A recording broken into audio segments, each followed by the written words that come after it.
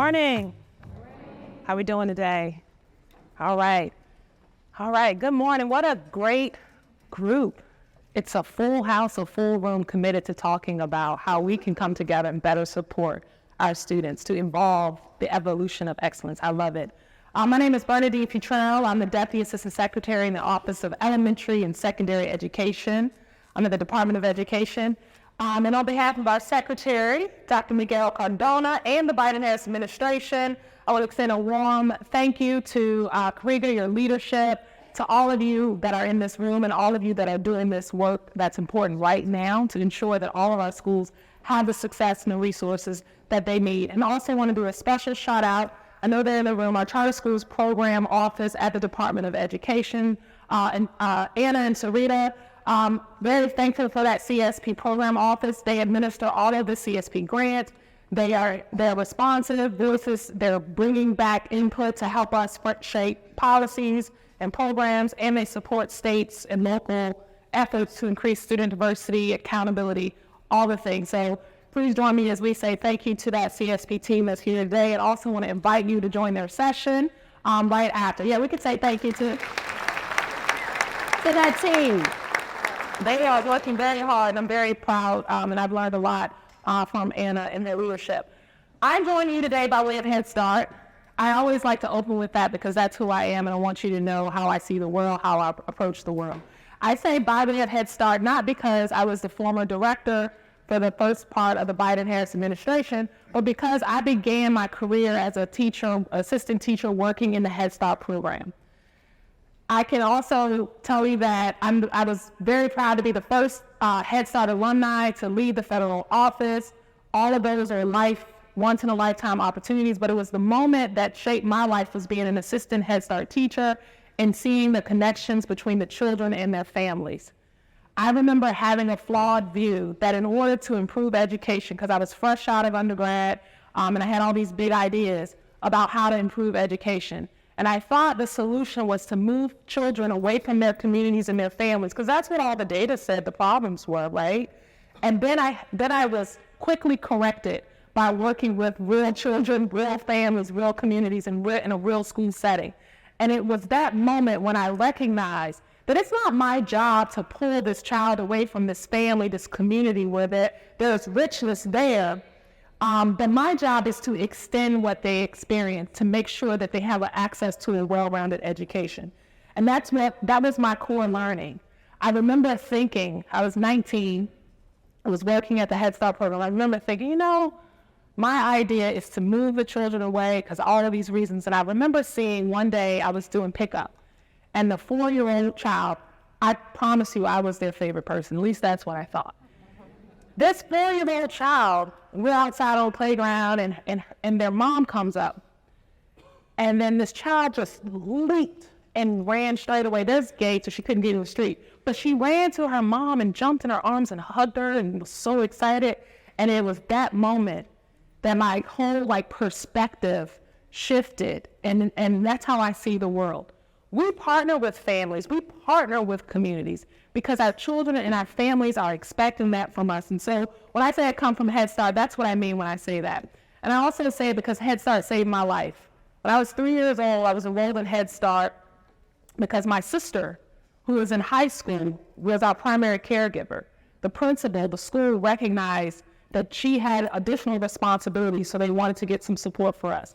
And so when I say I'm coming from Head Start, that's what I'm saying. But the reason I'm opening this conversation up post the pandemic, post all the things, is just to remind us that education is life-saving. Head Start saved my life. The work that you do is life-saving. We don't have to go through all of the data and the statistics, but I'll make one point clear. If a child that doesn't have access to a high-quality education, a child that doesn't graduate from high school has poor outcomes when it comes to health and longevity. It's life or death, so we don't have time to try to, excuse that. And our responsibility is to make sure that the work that we're doing now is something that allows our children to have access to schools that affirm their gifts and talents, schools that create conditions for every student to succeed, schools where families and students feel connected, and equity is a through line in everything that is done. This is the work of public education. This is the work of public schools, to make sure that we're welcoming, to make sure that we're extending what happens at home into our school. And as all of the speakers mentioned today, to build those bridges within our community that the children are from so that we can all learn and grow, because guess what? They're going to be leading, and we want to make sure that they're well equipped. The work that you do, the work that all of our schools are doing is connected to what our secretary has called Raise the Bar. He's given us a clear call to action to raise the bar, to ensure that every student, every parent, every community has access to the highest quality education, a high quality and rigorous education. Your work is instrumental as authorizers, as educators, parents, policy leaders, and everybody who's coming to you asking, what can we do? How can we be connected? Your commitment, you allow this work to move forward. And I want to thank you for that. Raise the Bar essentially is two things. It's a transformational call for change in our education system. It says that we have this life system of learning, this living system where education happens. One, it's time to pivot, time to change, it's time to show some evidence that we've learned, we've grown, we're innovating. But the other part of it is to say that what's working and what's effective and what's truly family and child-centered is already happening in our schools. And it's our responsibility to lift up those effective practices, to make sure other people are aware of them, and to hold ourselves accountable to ensuring that that happens. At its heart, it's about reimagining education, reimagining what our classrooms look like, thinking about the opportunities that our kids will face after graduation. And for you in this room as authorizers, or I like to say keepers of quality, access and equity, you are the core group that provides this runway for innovation, for effective learning communities, for arts integration, strong instructional practices, all these things that are tied to Raise the Bar. It's not enough to have a good idea. I'm a witness to that. You got to have the resources and you got to have the support and able to do it. And so as you all in this room, you receive many applications. You also look to make sure that you're not only approving, you're supporting, and you're pouring into what is happening on the ground when it comes to real children and real families. And I want to thank you for that, because when we partner together to ensure that the work that you do is supported and the work that's happening across the nation and our whole public school life system, then everybody is successful and everybody wins. Our president has focused since day one to ensure that every student, every family has access to the highest quality public schools. This includes the neighborhood schools that my children, Michael and Melanie, attend, the charter schools that you authorize, and approaches like our magnet schools, our food service community schools programs, and other innovative equity approaches to education. Our president has continued to ask Congress to fund and support innovation that targets those students and families in the highest need. He's asked Congress to maintain the $440 million investment in funding our charter school programs.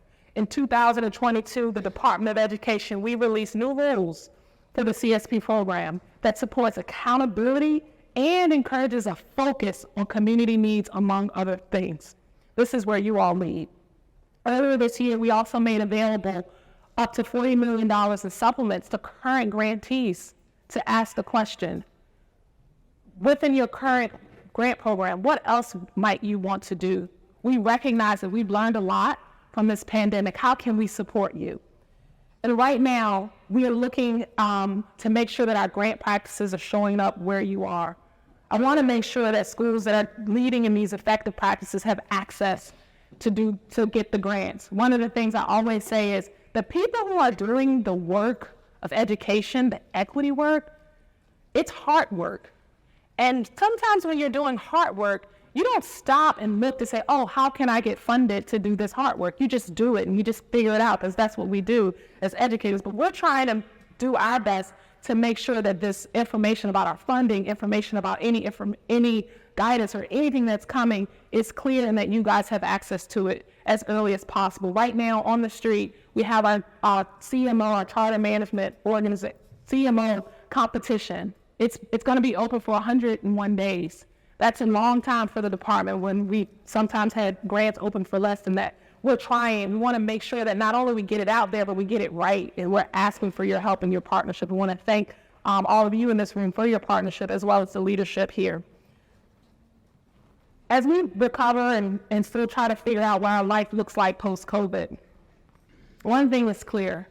Our job is to reconnect and keep children and families connected to this educational life system. Right before this session started, I got a text from a family member. She's a mom, she's a young mom, and we had talked a few weeks ago, and I didn't recognize, all the things that she was kind of going through. And as I was having a conversation with her, I said, wait a second, do you have this, and that? Do you know you're eligible for this, and that? And from that conversation, it reminded me that there are families that we have to reach, either our own families or families in our communities. One of the things that I did when I was the director of Office of Head Start was implement a policy that included SNAP as an automatic category for eligibility for Head Start. So what did that mean? That means families who are spending 2.5 hours sometimes at the Department of Health and Human Services in their state or community organizations to receive supplemental nutrition assistance programs no longer have to also spend 2 hours plus to enroll their child in a Head Start program. Because the core of what I'm trying to make sure everybody understands is that education is the connection there. And so as I was talking to my family member, I made her aware of this policy. I said, did you know that your child can get into Head Start and all you have to do is say you have SNAP? I love using metrics like free and reduced meals or things like that to help make it easier for families. And so now her child is there, and there are a lot of other good things happening in her life, but it was just a matter of her calling me, which I kind of had to pause and I was taken aback, because I want to make sure as we're leading this work, we have structures and infrastructure in place that families are getting what they need and the information is readily available. So again, as authorizers, you all play that critical role in the communities for oversight, accountability, making sure that every child has access to enroll, making sure also that you're pushing and challenging to make sure that we're reaching the families who may not be raising their hands, but they're also eligible, and we need to figure out a way to make it more easier for them. This is why collaboration matters. It's why it's important for all of us to address our needs as a shared collective, because that's when we can do work and we can do it together. I want to thank you all again for allowing me to be here at the conference. I want to invite you to connect with the Department of Education staff that's going to be here. We're partners with you. Again, as I mentioned, I want every child to have access to the best public education that they can have, and our charter schools are a key part of that infrastructure. And you in this room, not only do you help lead the way, but you also help us identify effective practices and strategies that then we can consider how to amplify in some of the other formula grant programs.